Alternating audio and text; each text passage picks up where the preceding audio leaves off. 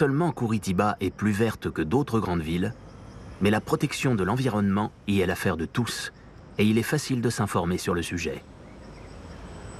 À l'Université Libre, un centre de congrès à ciel ouvert, la ville organise des séminaires sur l'environnement, avec pour devise « L'État du Paraná et le fleuve auquel il doit son nom, c'est vous tous ». Lorsque, partant de Curitiba, on remonte vers le Paraná, on peut faire halte dans la petite ville de Rolândia.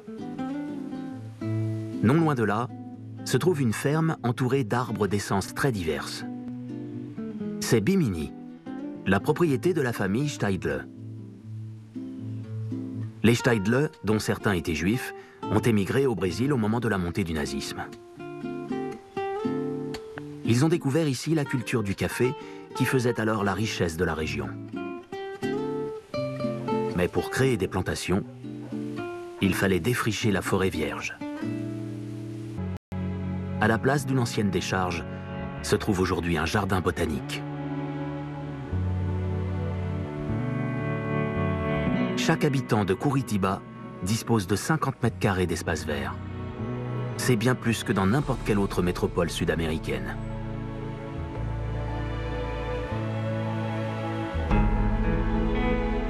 L'Opéra des Aramées est érigé dans la verdure au milieu d'un lac.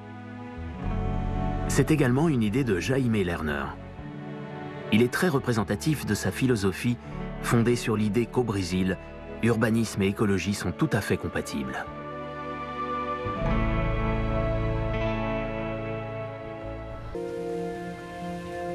Pour relancer l'économie dans cette région isolée de Porto Rico, certains responsables préconisent de renoncer aux centrales hydroélectriques et de favoriser plutôt le tourisme. Mais le développement du tourisme à grande échelle inquiète tout autant les écologistes. Difficile de trouver le juste milieu. À Porto Rico, une tour se dresse non loin du fleuve. Inoccupée depuis toujours, elle tombe en ruine. Un raté de la spéculation immobilière. Tout comme ces appartements de luxe avec vue sur le fleuve, construits à la périphérie. Des résidences secondaires surdimensionnées et gardées par des sociétés privées.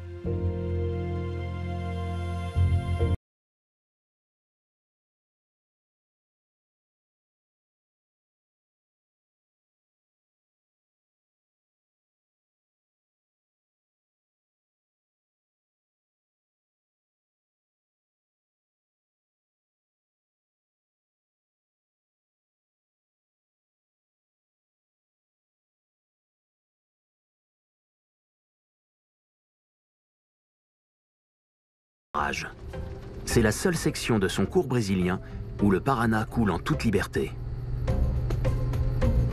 Eric et son équipe y font quotidiennement des rondes de surveillance. En particulier, sur les îles où des écotouristes viennent se ressourcer dans une nature préservée. Préservée, oui. Mais pour combien de temps ?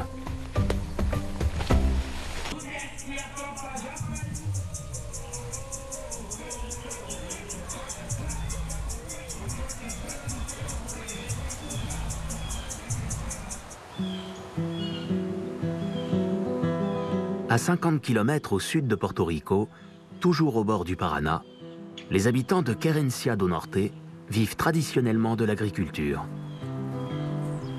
Au Brésil, 80% des terres sont détenues par seulement 10% de la population, ce qui alimente les inégalités sociales et les conflits.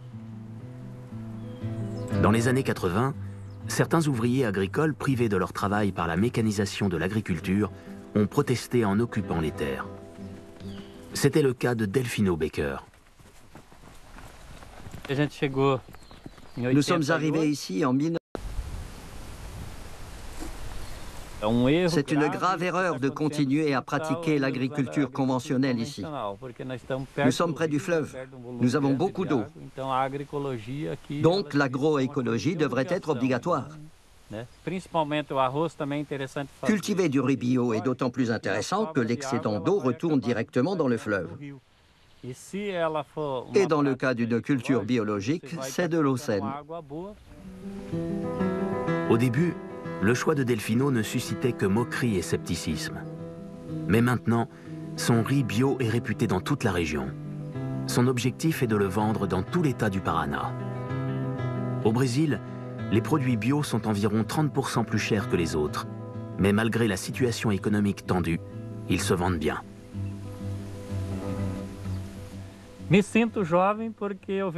J'ai l'impression de rajeunir quand je vois qu'il faut reprendre le combat pour réformer l'agriculture. Nos droits sont gravement menacés par le nouveau gouvernement. Raison de plus pour se lancer à fond dans l'agriculture biologique.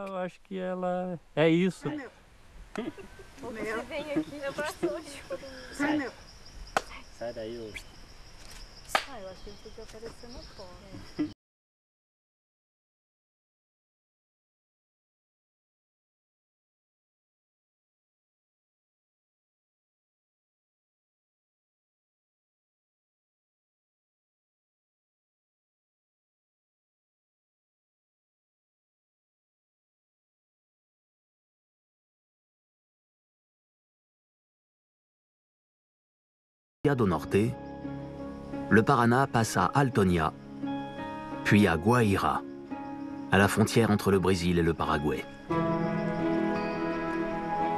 À quelques kilomètres du fleuve s'étend une des plus grandes lagunes d'eau douce du Brésil, Lagoa Chambre.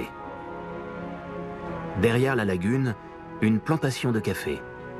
C'est très rare dans cette région où la plupart des agriculteurs sont passés à la culture du soja, bien plus lucrative. Et autrefois. Ces chutes spectaculaires ont été englouties dans les années 80 par la construction du barrage d'Itaipu à 200 km en amont. La centrale hydroélectrique d'Itaipu est la plus grande du monde après celle du barrage des Trois Gorges en Chine. Elle produit à elle seule les 3/4 des besoins en électricité du Paraguay. Sa construction et sa mise en service ont eu des conséquences désastreuses pour l'environnement.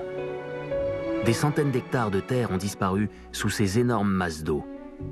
Le fleuve Paraná a vu son cours transformé.